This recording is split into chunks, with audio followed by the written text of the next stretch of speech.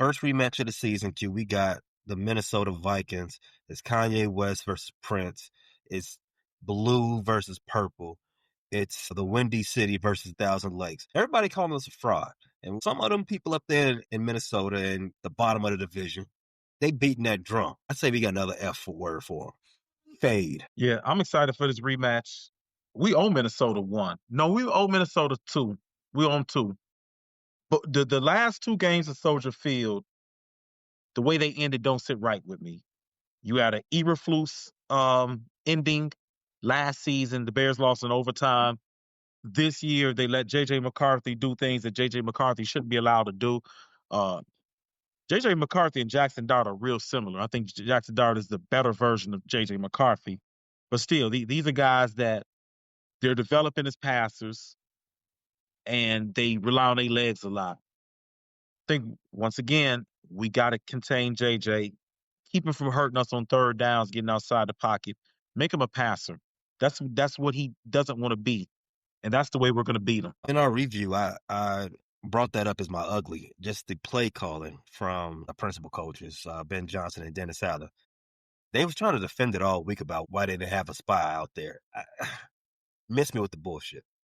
You fucked up, but it didn't cost you. Don't do that again this week. Don't think we have the necessary horses out there on defense, and that's remains to be seen if TJ is going to play. But you don't have the necessary margin for error to allow JJ McCarthy to get a lather and get comfortable out there by letting him run around and get free yards on the ground. No, stop all that dead in its tracks. And if that requires you to run a spy, do that. I did talk about if TJ Edwards will be back. So let's segue right into our injury report queue. On Wednesday, the official first day of the practice week, game install day. First day you get an actual injury report. The Bears reported 14 guys on an injury report. Jesus. On Wednesday. Walking wounded. Yeah. It was about seven of those guys but did not practice. On Thursday, that number reduced to 4 as far as DNPs are concerned. That's Jaquan Brisker, TJ Edwards, Joe Tooney, and Jediah Walker. Joe Tooney, he's a vet, so all of these DNPs is just rest related. You all know TJ Edwards. He missed last week with a broken hand and a hamstring injury. But Jaquan Brisker, 2 straight DNPs with a back issue. This is going to be a problem for us if we don't have our best safety on the squad playing. Yes, although I feel a little bit more comfortable. We got C.J. Gardner. He's an experienced safety. He can slide over to safety. But then again, he's been manning the nickel spot. So what do you do at nickel? I guess you move Elijah Hicks. Definitely want Jaquan back there. The Vikings have a very dangerous wide receiver core. You got Jordan Addison. You got Justin Jefferson, who's already making his Hall of Fame. He's getting fitted for his Hall of Fame jacket. You need all your best DBs, especially when you have Gordon and Jalen Johnson still missing in action. That's 3/5 of your starting defensive backfield. It's concerning. Like I said, I feel better with C.J. Gardner-Johnson in there, but yeah, Jaquan Brisker being absent, especially we've seen what guys like Jaquan Brisker, Kyler Gordon, and T.J. Edwards mean for the run game. So hopefully Jaquan can practice Friday and get off that list, because I really don't want to see Aaron Jones slicing us up. Whatever's left of Aaron Jones, I'm getting tired of that guy. Is it Aaron Jones or more so Jordan Mason? Who's going to be getting more snaps or slicing us up? Well, Aaron Jones has been getting more snaps lately and been more effective with the 2 running backs. Ever since he's come back from his, usual midseason injury, he's been pretty effective on the ground. And then he's always a bug out the backfield. And he loves breaking the Bears back out the backfield. Pause. He did that in the season opener in 2023 against the Bears. He did that in the season opener of 2025 against the Bears. Different uniform, same thing. Coming out that backfield with a long touchdown and putting the game away. So definitely Aaron Jones is my bigger concern out that backfield. He's a more versatile back. He's a speedier back. The names on the injury report, we got DJ Moore, Roma Dunze. Those two usually they show up over here. They live on the injury. Josh Blackwell, welcome back. We talked about the special teams issues we had the other week. That's a great guy to get back. He's a great special teamer. Kevin Byard, Ruben Hippolyte, Grady Jarrett, Cole Kmet, Dominic Robinson, Tyreek Stevenson, DeAndre Swift. All of those guys I just named all logged full participation in practice on Thursday. So not as bad as it looked on Wednesday. We are trending in the right direction. As long as we get Brisker back into practice on Friday, maybe TJ Edwards. He hasn't officially been ruled out. We can start trending in the right direction and feeling really good about ourselves going into Sunday. So really good if we get TJ back. No, Noah Sewell, kind of tired of seeing you in in base packages. He's been showing up on the wrong end of highlights. We need TJ back. TJ arguably our best linebacker. I know Tremaine is leading the NFL in interceptions. Might even get a Pro Bowl. Nah, I feel like TJ is our most important linebacker, though. On the other sidelines, you got the Minnesota Vikings. They had 12 guys on the injury report coming into Wednesday. Only one DNP, though. Andrew Van Ginkel did not practice on Wednesday. Everybody else was limited. Ginkel is the name that stands out to me. He can be a menace, and you know he's going to line up over Benedict. So if that guy misses, that'll be a big relief. Darisaw, I believe, missed the first matchup. He's a accomplished tackle.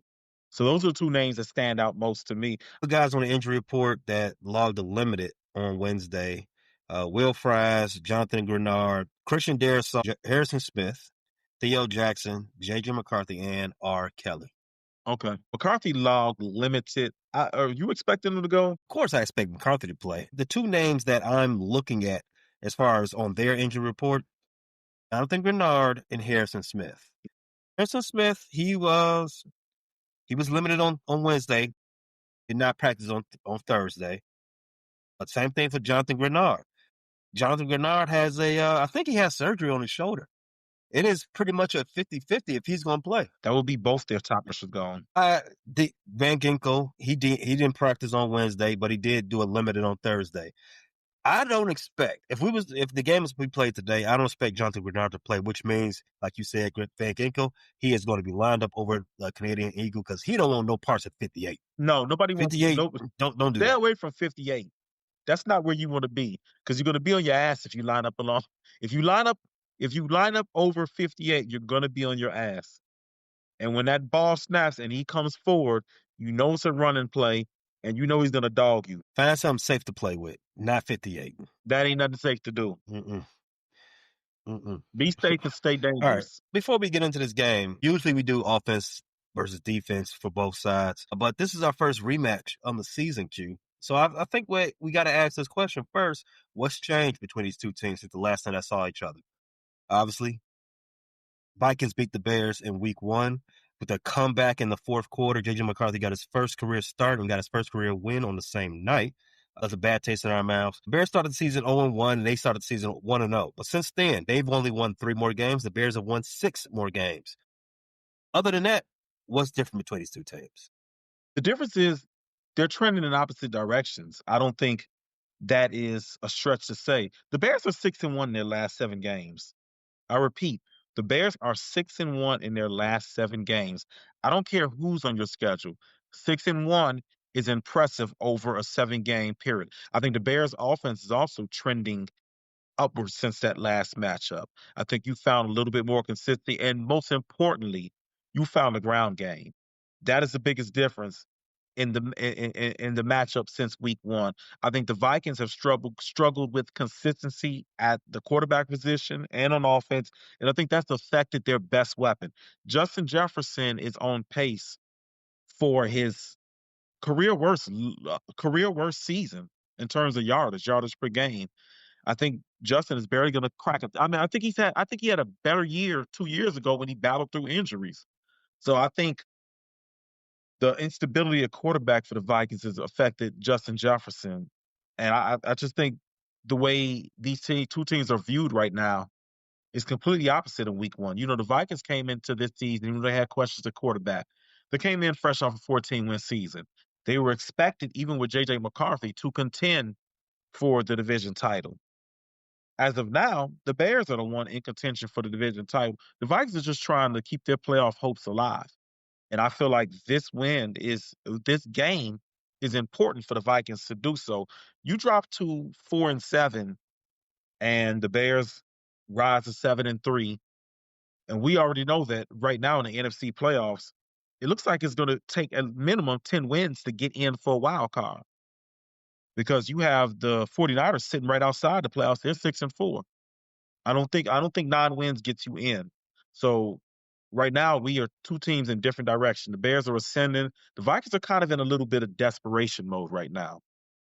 You don't have the leeway to take another loss. One of the things I think that's changed so much for the Vikings since we saw them in week 1, I think um, any offensive potency that they might have picked up in that fourth quarter against the Bears, that left the entire state ever since then, which kind of makes me question the Bears. Again, the Bears is a completely different team since week 1 as well. What you saw in that fourth quarter when J.J. McCarthy threw 3 touchdowns to bring his team back, he looked the exact opposite the following week against the Atlanta Falcons.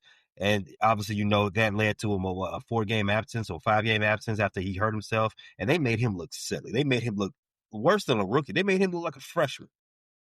He came back and he's been okay. And in fact, I think okay might be a little bit of a stretch because did you know, Q, his completion percentage on the season is 53% right now. That's not surprising me. In the initial matchup with the Bears, he wasn't very effective until the last quarter, and he did a lot of that. A lot of his effectiveness came with his legs. It's not like he carved us up at any point. I think he threw for about 140 yards against the Bears, correct? Yeah, he threw for 140 yards. Yeah, it's only 140. Yeah, even in the win, even when they went in Detroit and upset the Lions, it wasn't on the strength of McCarthy. I think McCarthy might have threw 3 touchdowns, but he threw about 150 yards. So I think the Bears have to. I think this is a game where it's important to leverage field position. What I mean by that is I thought Ben Johnson went for it on fourth down, and we missed a critical fourth down or had a turnover downs in the first week. I don't want to necessarily play conservative, but if we have fourth and short around midfield or on our side of the 50, I'd rather punt it. Let me see J.J. McCarthy go 80, 90 yards. He's got to prove that to me. I don't want to give him a short field. He's operated pretty well in the red zone because, like I said, he uses his legs well and he throws that back fade pretty well. I want to see J.J. McCarthy go the length of the field. Like you said, he's not completing a ton of balls, 53%. I like my odds with a quarterback only completing 53% of his passes and having to march down the field. B, he's had some critical turnovers. We saw in week 1, he threw a terrible pass that Nashawn Wright returned about 70, 80 yards. My theme for this game is make McCarthy work, make him earn it. Don't turn the ball over. Don't get stupid penalties. Don't give them any field position. Keep him having to go 60, 70, 80 yards for a drive to the end zone. I don't want to see any short fields for McCarthy. 53% will be the league average in 1982. 53% was Fran Tarkenton's completion percentage in 1965. 53% has been mid to bad for a long time, Q. I think even Rex Grossman was completing more than 53% of his passes when he was a starting quarterback here. Mitch Trubisky is even doing 60%. You don't want to be with those two names as a first round pick. Cal Orton was doing 58, 59% when he was the starter. I remember Shane that 11. Matthews was I around. remember that 11-5 year. That was a fun year because the defense was playing lights out, but that was a frustrating year of offensive football. I think Shane Matthews is around 50 some odd percent too when he was there, when he was a starter. Now that was not a fun Bears. Going down Bears memory lane. This is Throwback Thursday, so Nothing wrong with that, man. The Bears have an opportunity to put the Vikings 2025 hopes out of their mind and they start thinking about 2026. And for the Bears themselves, they go ahead and handle their business, win this game. they can start thinking about past 2025 and into the early parts of 2026. You know what that means? Playoffs. Did you just say the P word? I did say the P word. I did. I dare utter the P word as a Bears fan. Talk dirty to the Bears fans. Talk dirty to them. Tell them about that P word. The Bears are not actually in the hunt. They are actually in the playoffs right now. Bears are keeping it P right now. You get 7 wins before December start, you're definitely doing it. Other than the Bears being a different team right now, there's been a change a little bit in where the offense is moving. So the season started. We had heralded rookies not getting a lot of snaps. Then you remember last week we did the review. There was a certain receiver who was taking snaps from him that was popping off the film for not catching passes. Alameda Zaccheaus. For the entire season, for most of the season, Zaccheaus has been out snapping Luther by 15 or more Yes. plays. Last week, the margin was down to 6. Scale of 1 to 5, Q. How sure are you that this will be the first game of the season where Luther outsnaps Zaccheaus? I'm going to go with solid foe. Shout out Angelo and them. I'm going to go to solid foe. I think the succession plan was always for Luther Burden to be the main guy in 11 personnel. I think what happened is Luther ended up getting hurt in minicamp that lingered to training camp, and being a rookie in a new system, that's awfully hard for him to overcome. So sooner or later, Luther was going to overtake that third receiver position.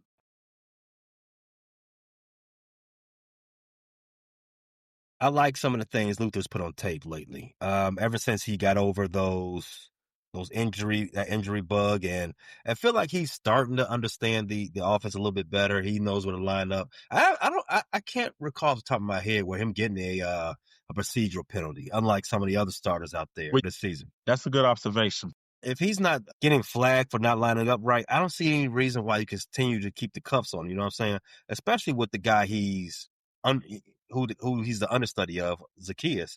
When he put that on film last week, 3 catches. Now, I'm not saying bench him because this is professional football. That's not how you really do professional sports. You don't make guys run gassers or bench them or make them walk back to the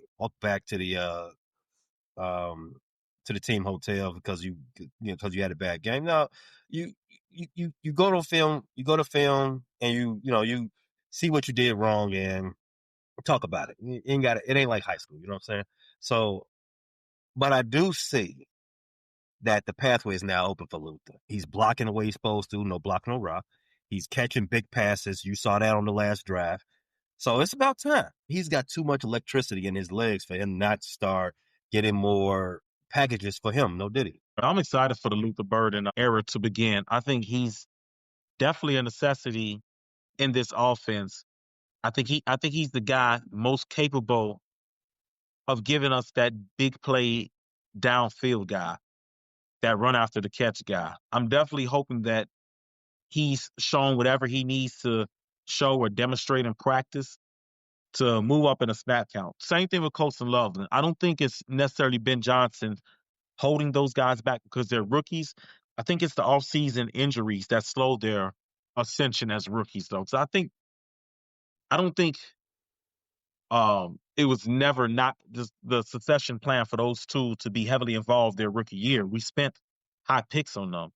I just think the injuries definitely slowed them down, and having veterans ahead of them, I think it only made sense that Ben Johnson would bring them around slowly. But it's exciting to see Luther getting brought around because, as you said, the P word, we're going to need that explosion coming up. Let's talk Bears offense versus Vikings defense.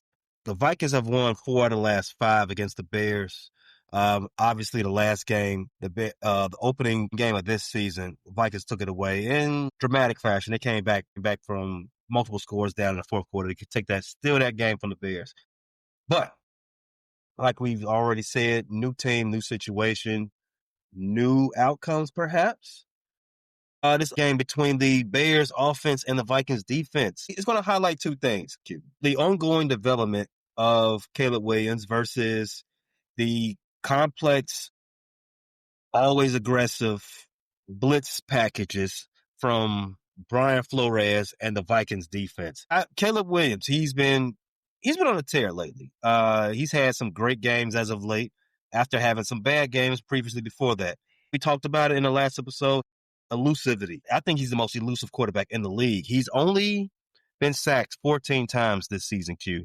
At this point last season, he was sacked 38 times. On the road to being sacked, 30 more times. Yeah, 34 more times.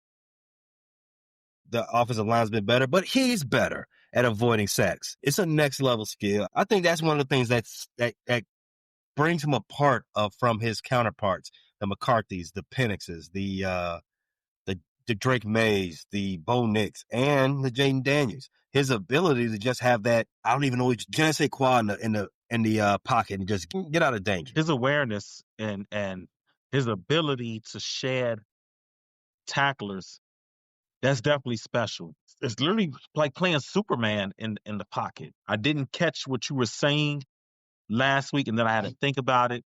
And right now, yeah, I can't think of a more elusive quarterback in the pocket, because even the guys who are better runners than him, once they get out the pocket in the open field, Lamar, Jaden, Justin, they get, I don't want to say sacked easily, but they're not impossible to sack.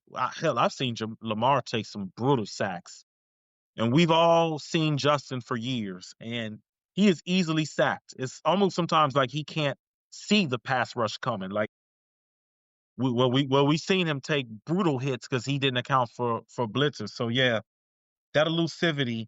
I'm actually looking forward to see how the Bears, Ben Johnson, counter the Vikings this time, and how they react to Brian Flores and yeah. So I'm really excited to see what the Bears have in store for this Brian Flores defense. I thought they came out with a very good game plan week one, the opening drive. And I don't know, was it the penalties? Was it the nerves? It kind of went awry from the second quarter and the third, where the offense just couldn't get anything done. So I'm looking forward to see what adjustments the Bears offense has in store for this Brian Flores defense. I think another skill that sets him apart from any of his contemporaries, his late game heroics. Final 5 minutes, Q. He ranks first in yards per pass, first in interceptions, first in quarterback passer rating, first in rushing yards, second in rushing touchdowns. It sounds elite to me. I don't know about how it sounds to you, but that sounds pretty damn elite. Ultimately, quarterbacks are going to be judged on winning and what they do in the high pressure situations, playoffs, the clutch. I agree with you. It's definitely sound elite, and that's what we all wanted from Caleb. While we do like the heroics, we do like him loosening up his tie, stepping in the booth, and coming out looking like Superman. The rest of the game has been a little inconsistent, though. So cute. Other than the Dallas Cowboy game and the game against the Cincinnati Bengals recently, well, his overall game has been a little inconsistent. His accuracy still remains an issue. While I was talking about J.J. McCarthy's completion percentage being at 53%, Caleb Williams is at 60. That's still below average. Yeah. It ain't too far from 59%. It might be, you might be able to keep your job at 59% in the 90s. Can't do that today in 2025. So, remember, we came into the season where the desired benchmark was 70%. Yeah. We are a long way from there. This Bears offense, well, it was starting hot, but I think we're on a couple of game streak ever since the 2 games since the Bengals week. The Bears haven't scored a touchdown in the first half. It's the first 15 out the gate have been okay. They look good, but it's that second quarter that's terrible. It's that third quarter that's terrible. We got to figure out a way to to have a complete game. I think it's easy to put that on Caleb. I think it's easy to put that on Ben. But I think it actually starts on the ground, Q. And that's kind of on Ben. He has to call a great game, him and Declan Doyle. But let's start there as we preview our running game against the Vikings run defense. The Bears rushing attack ranks second in the NFL in terms of yards. Williams, Caleb, he attributes a lot of that because it scrambles. It can skew the numbers a little bit. Scale of 1 to 5, Q. How successful do you think the Bears' rushing attack would be against this Minnesota defense if they have Jonathan Grenard or if they don't? 4, with or without Jonathan Grenard. I think Jonathan Grenard is a very good pass rusher. I don't want to say he's bad against the run, but he's not, an elite edge against the run. He's another guy who's kind of small. The Vikings really scheme very well around both edges, maybe slight shortcomings against the run. They got a lot of beef, pause, in the middle. They kind of run that odd front, and they added couple guys in the offseason who were pretty good interior linemen, Jonathan Allen, Hargrave. So with that being said, the Bears run game is clicking right now. Jonah Jackson playing well. We've already given Darnell Wright a lot of flowers and a lot of praise. One guy who's silently putting together another all-pro level season, another Pro Bowl season, Joe Tooney. We haven't talked much about him. Joe Tooney's putting together a really good season. The Bears are getting a good and finally Poses making a good free agent acquisition. The Bears are getting their investment. They're getting a great return on their investment in Drew Dalvin. Theo Benedict, for his struggles in pass protection, he's done pretty good on the ground. Monungai and Swift are running hard. They're running good. We saw DeAndre Swift. Geez, was this last week where he got stopped a little behind the line of scrimmage on a 4th down and shed that defender to get the first down? The Bears running backs are running good. The Vikings are a solid defense, but the way the Bears running game is going, I have no reason to doubt them going forward. Right now, they're an elite rushing offense. And the numbers suggested, the way they've played over the last 6 or 7 weeks suggested, I have no reason to go against them. I have complete confidence in the Bears. I'm gonna bump that to a 5. I've talked myself into it. I'm gonna bump that to a 5. The Bears' run game will be effective. And then you add in Caleb Williams and his ability to run. The Bears are going to be able to get what they want against the Vikings rush defense. I have complete confidence that they're going to get over 100 yards and average at least 4.25 on the ground. Yeah, I want to echo that sentiment about the offensive line. I think the offensive line has been playing real well, especially in the run game. It's one of the best units as far as on the team as of right now. But that might be I'm going to say that is the best unit on the team right now. When was the last time you said that about a Bears It's team? been The a offensive long line is the time. best unit. It's been I probably don't think since I've ever said that. I was going to say the Lovie Smith era, but I don't think any unit was better than the linebacker unit in the Lovie Smith era because you always had Urlacher and Briggs, and you could take an ink pen and put them in a Pro Bowl pretty much every year of their prime. So yeah, you're right. I don't think in our lifetime we ever said that 80s Bears, but we were still pissing on ourselves. This might be uncharted territory for Bears fans right now. If you're a millennial and a Bears fan, I don't know the last time you could just look at the offensive line and just be confident. Because even in the Lovie Smith years, there was always a hole somewhere. I remember Fred Miller got his face broke because he got Rex Grossman hurt. Guys were getting their faces broke because they were so bad. And maybe we need to go back to that. I would love to have an Olin Cruz on the modern Bears. If we could get Olin Cruz to be 25 again, that would be great. I think Ben Johnson should lean into the ground game early. Like I said in the review of the pass game, I think one of the ugliest parts of that game was not rushing the ball enough against a terrible rush defense.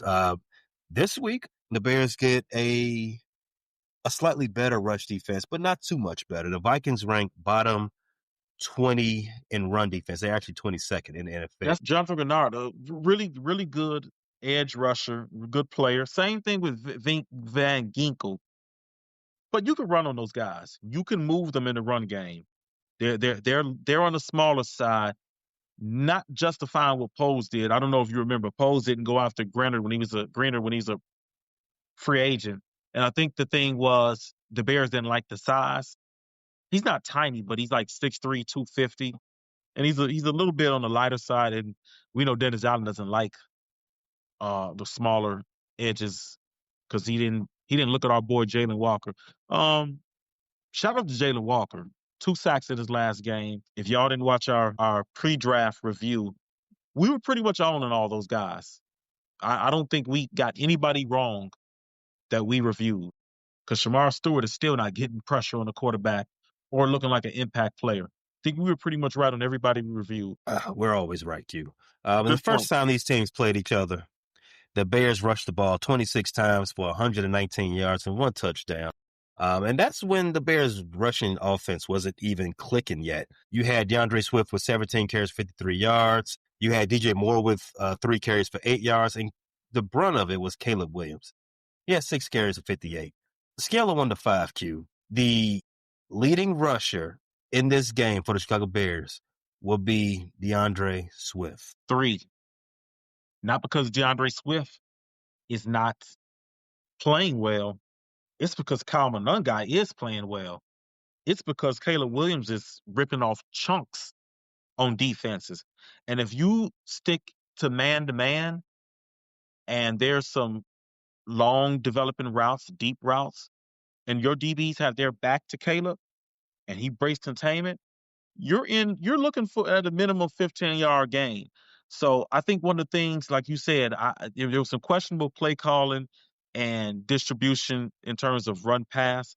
I don't think Ben Johnson, one thing we've seen about Ben Johnson is, unlike Eberflus, he doesn't really make the same mistakes. I don't think you're going to see a game where Kyle only has 7 carries or DeAndre. How many carries did DeAndre have last week? 13 carries last week. I don't think we'll see that again. I think both running backs get double digits, and Kyle has run exceptionally well between the tackles and been able to get chunk plays. So 3, but that's not to say DeAndre Swift won't have a good game. That's just my faith in Kyle Monangai and my understanding of Caleb Williams, how dangerous he is when he gets outside of the pocket and when he breaks the line of scrimmage. So I think DeAndre has a good game. I think you might see Monangai even have a better game. I know one thing's for sure. Dan, I better see more than 25 carries, design runs for the running backs this week.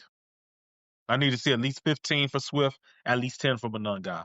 Hopefully you go north of 15 and 10 for both. Let's talk about the aerial offense for the Chicago Bears versus the Vikings pass defense. Let's just call it an anomaly. Let's get the Bears receivers a mulligan last week.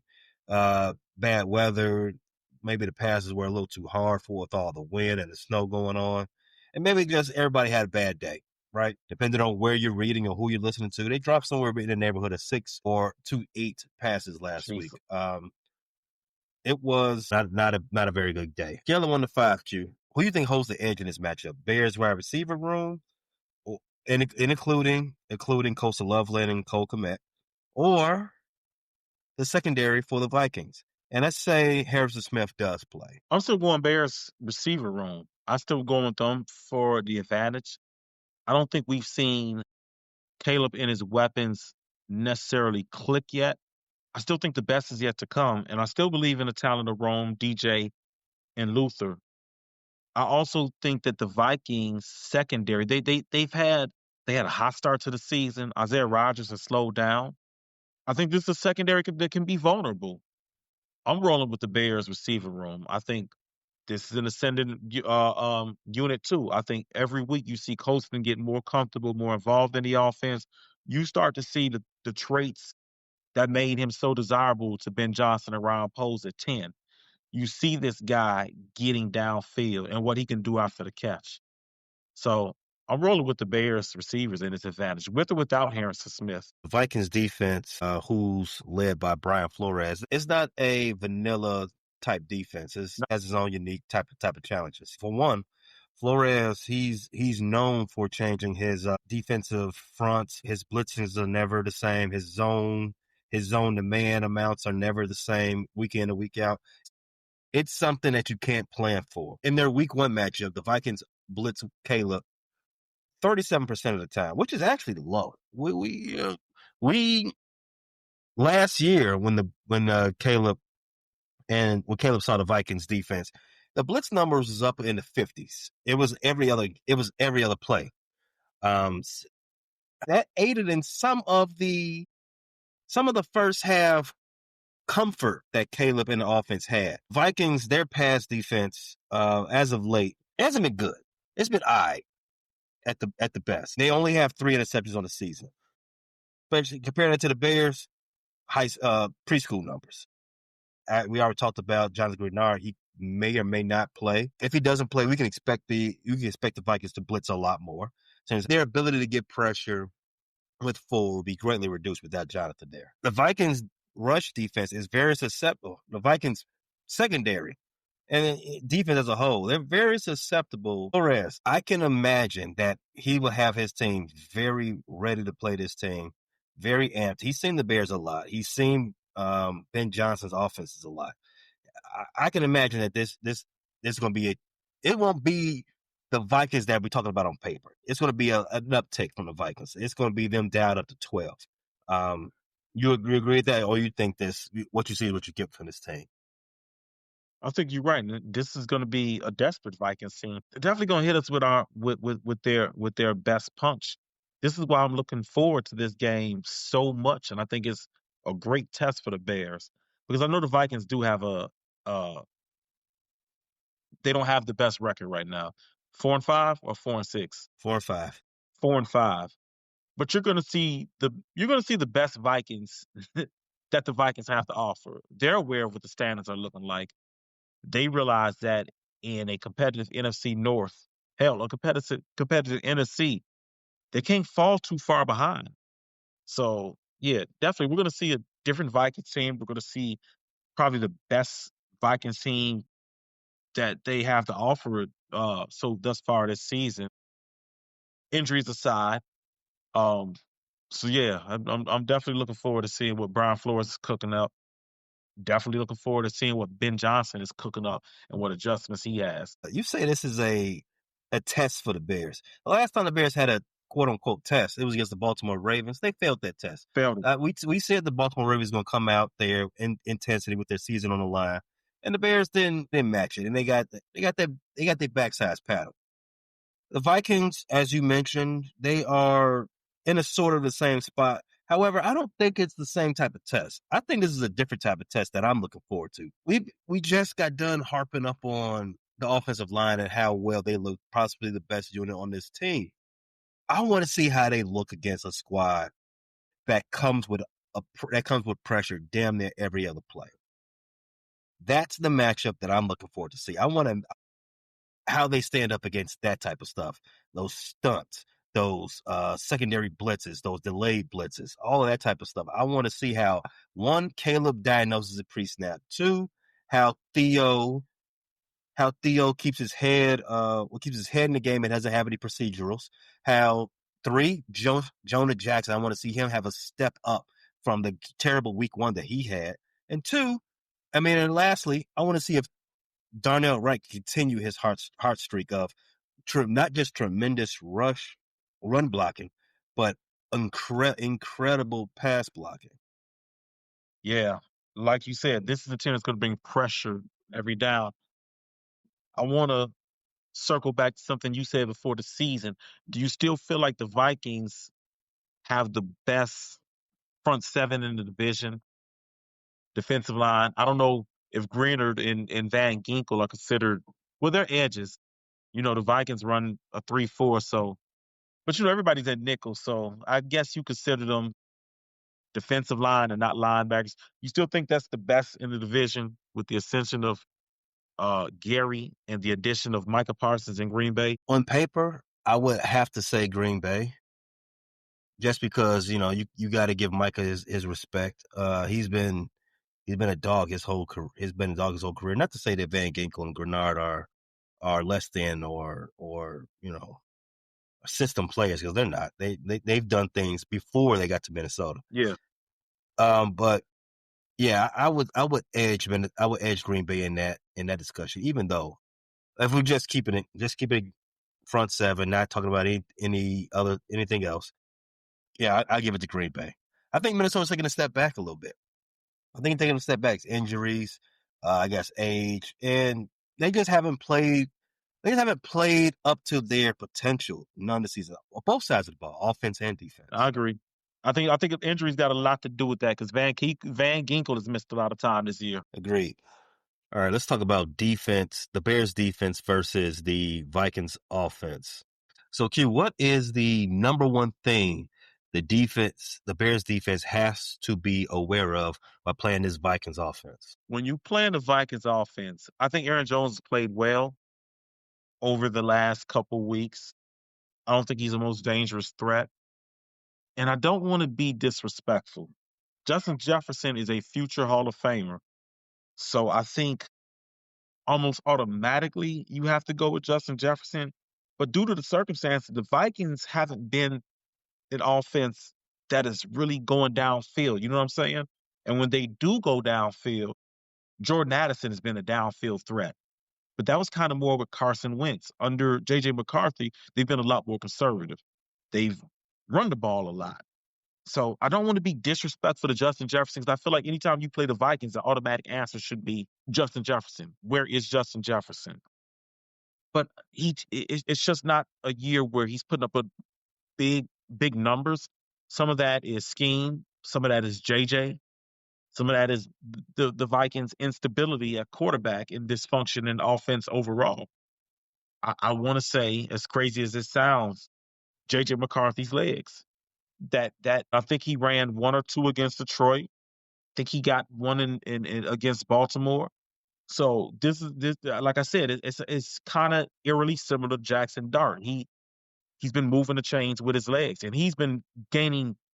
Most importantly, he's gotten some red zone touchdowns and moved the chains on third downs with his legs. So as strange as this sounds, even though he hasn't been playing good quarterback, I think the thing that the Bears have to guard against most in this game is JJ McCarthy's legs, especially on third down, especially in the red zone, because that's where he's really been getting it done. And this is how we've done a lot of shows because I knew you was going to go there. I have it right here.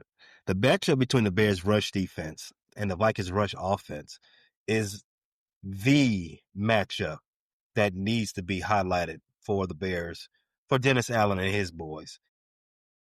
Week 1, it wasn't Aaron Jones that kicked off the second half. Jordan Mason. It kicked off the second half comeback. It was Jordan Mason, right?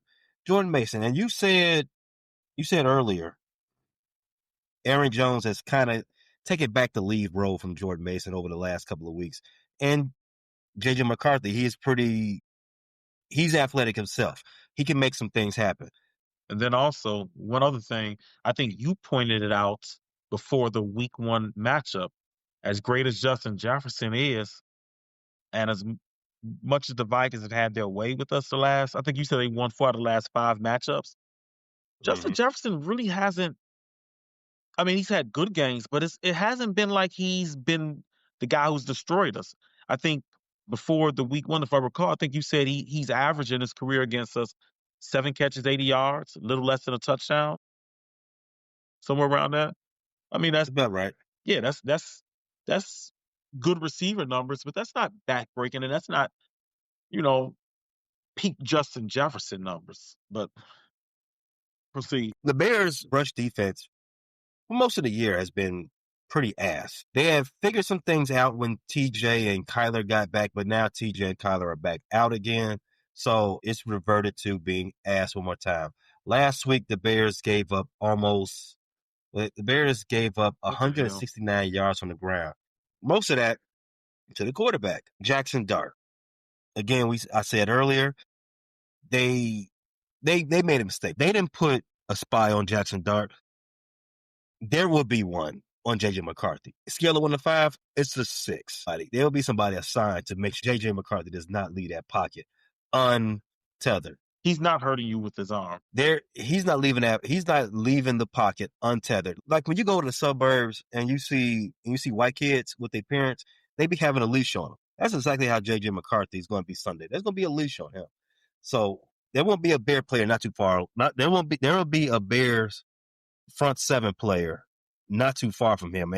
Any time he starts to, feel like he wants to roll out or step up in the pocket, there's gonna be somebody right there, Q. I would love to see CJ going after him. Turn CJ loose.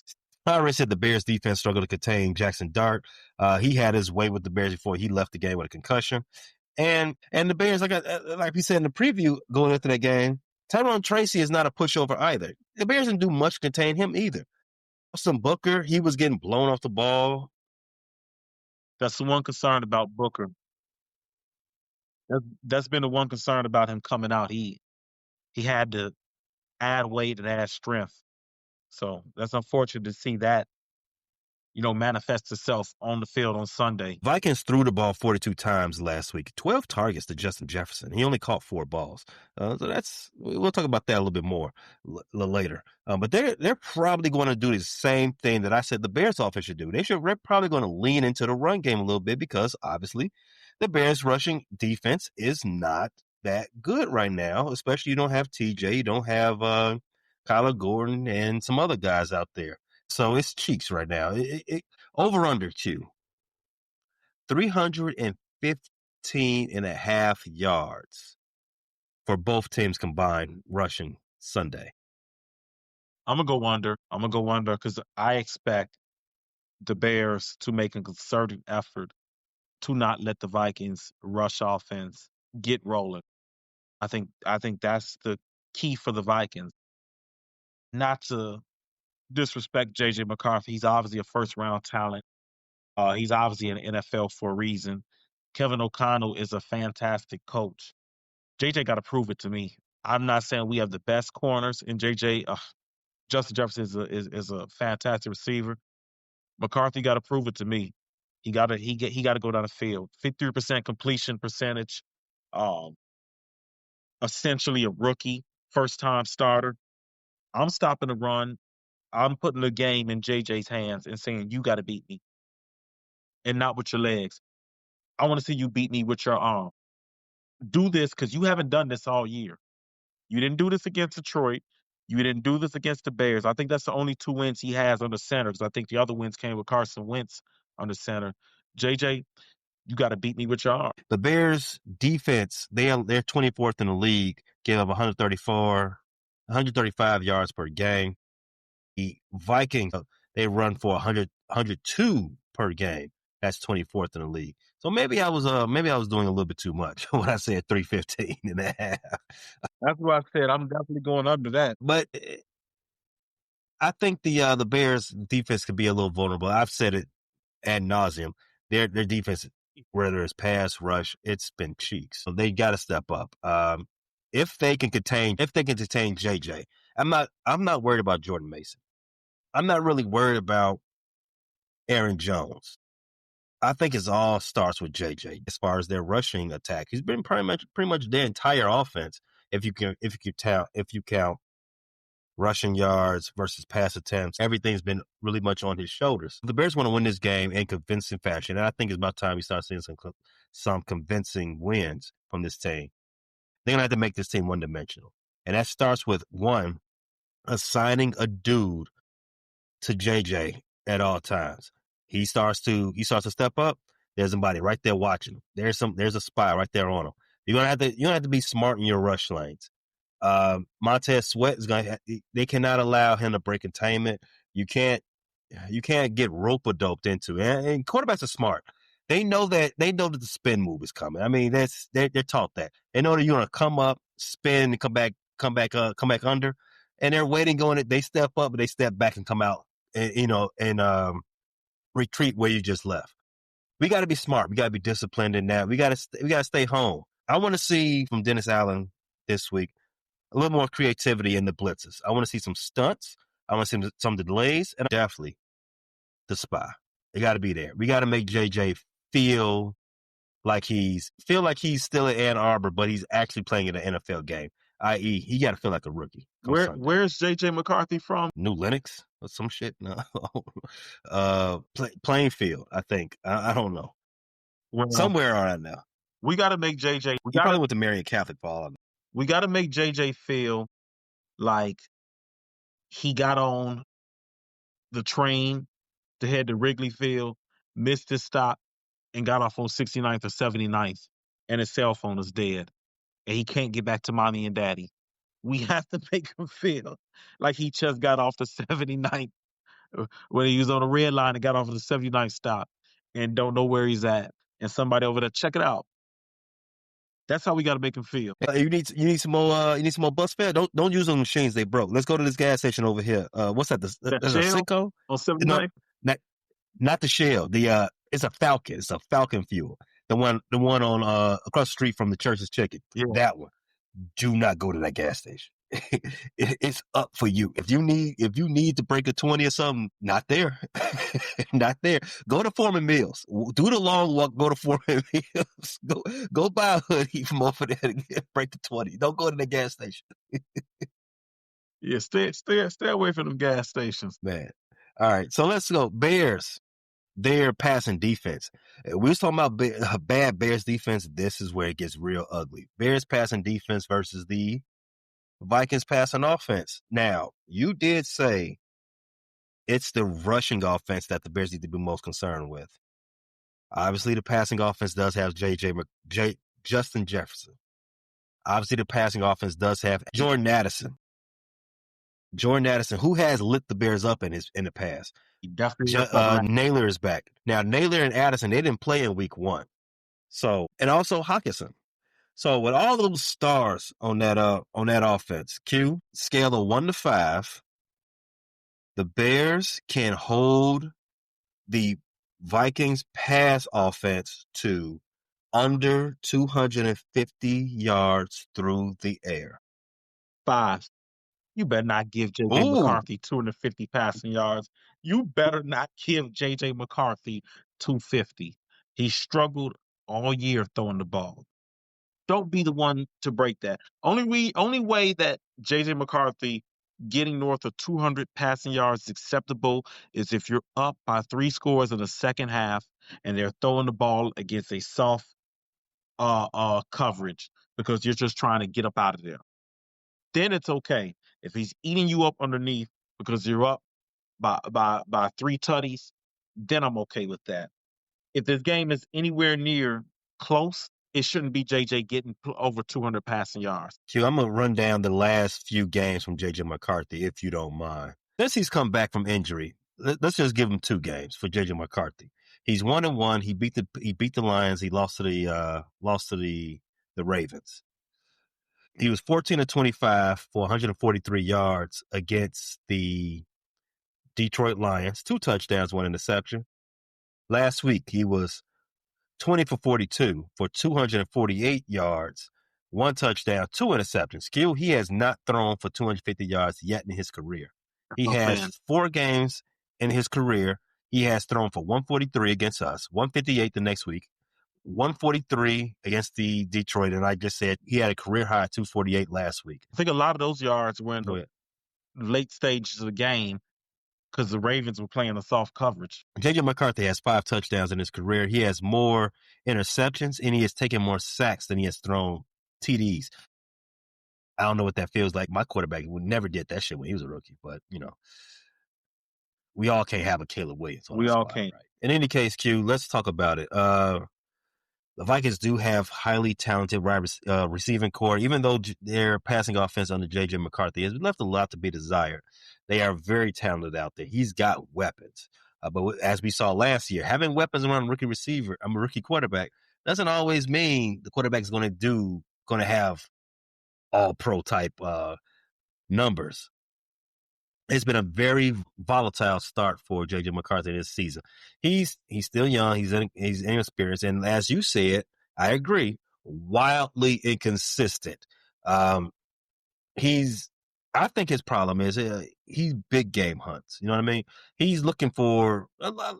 You see this a lot with Caleb Williams, too. He's looking for the big play instead of making the right decision.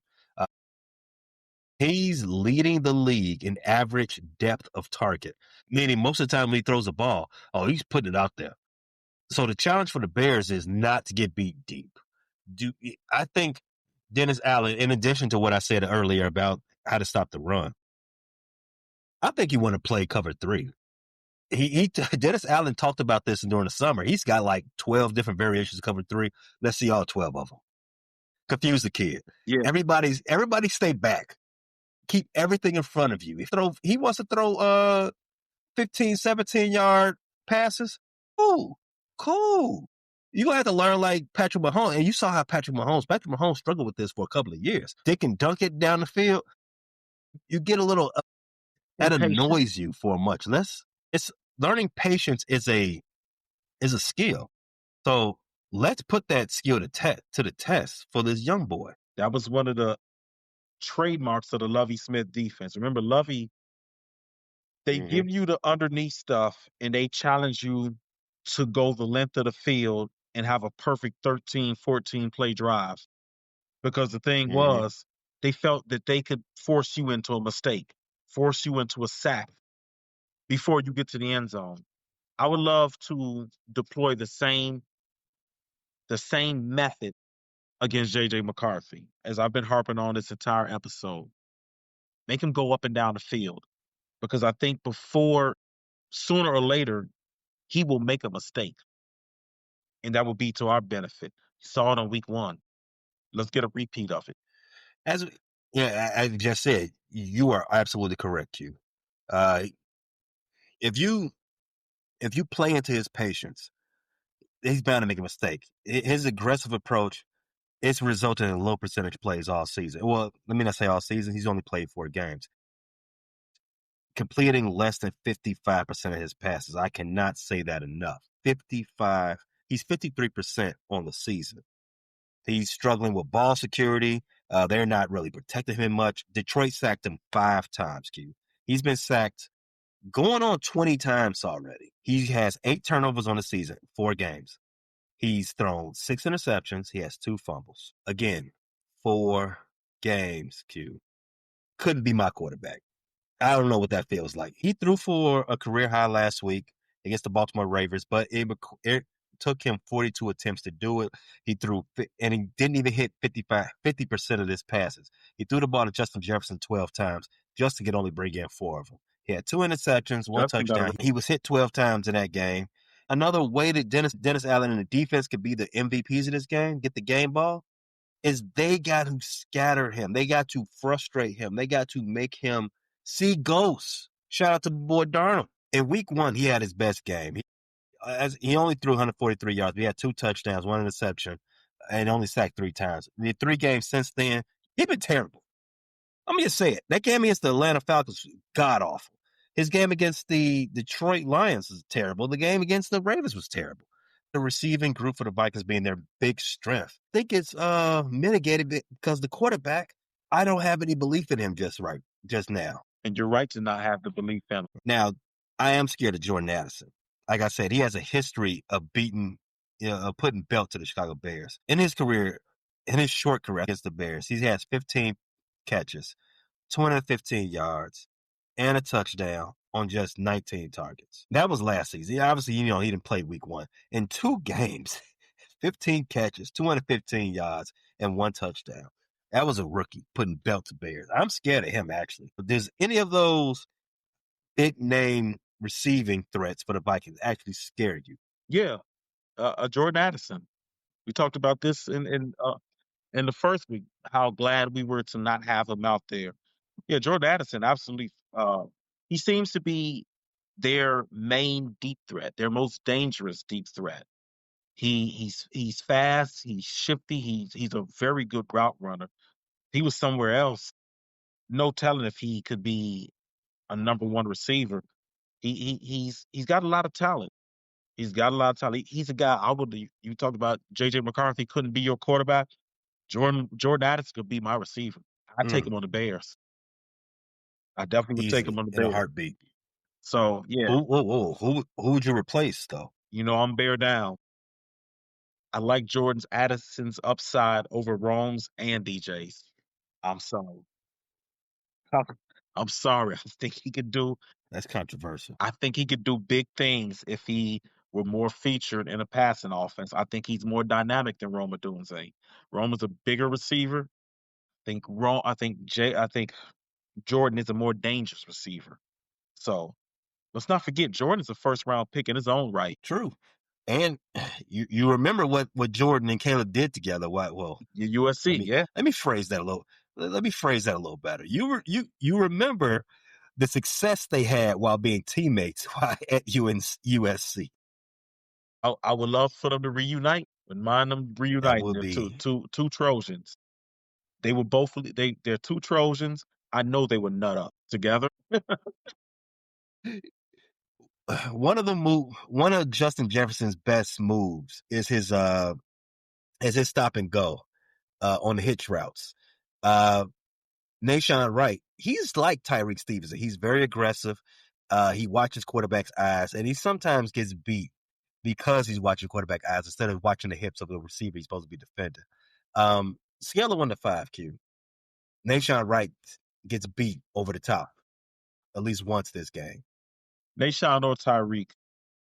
Yes, that's the answer. It's yes. Um, Hopefully we have safety help back. Hopefully JJ McCarthy is inaccurate, or hopefully JJ doesn't see it. But yeah, I can feel there's definitely going to be when you got a Justin Jefferson, you got a Jordan Addison, and can't forget Naylor's a pretty good receiver in his own right. You're going to be playing with fire when you got Tyreek and you got Nashawn being aggressive. Yes, they will get beat over the top. Hopefully, it doesn't hurt us.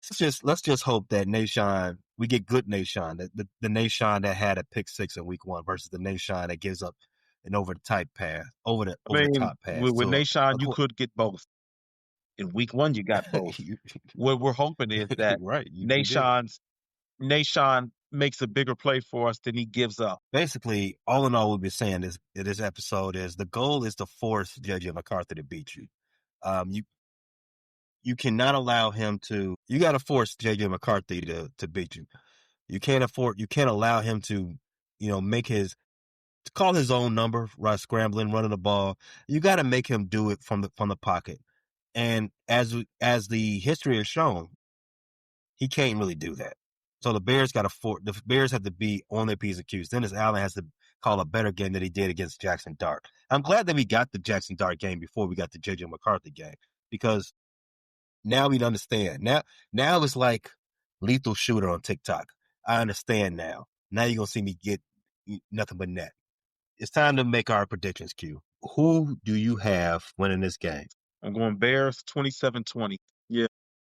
You you picked the Bears as well. You haven't picked the Bears every game. I have. I bear down a little harder, but you got the Bears. Why? I got the Bears because I don't believe Ben Johnson is going to lose three times in the division to start his Chicago Bear career. He ain't going 0-3 in the division. He's not starting 0-3. We get the win. We get that get back for week one. I like the Bears to win 24-20. A scale of 4 to 5 points sounds fair. The Bears are a 3-point dog on the road. Obviously, I like the Bears to outright win the game, but they're definitely going to cover. Vikings not scoring 3 more points than the Bears, even though they did in week one, but they're not doing it again. Um, there's a lot more data out there on this team. If Jonathan Gennard can't play, if Harrison Smith can't play, the Bears will win by more.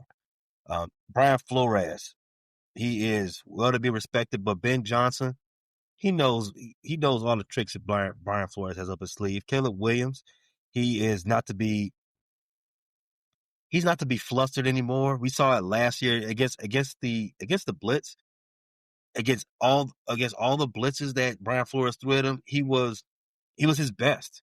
And now in this season, you can't even sack him now. I think Caleb's playing at a higher level. I think this team has so much confidence, so much emotion that it's hard to even fathom them losing to a team that's motionless.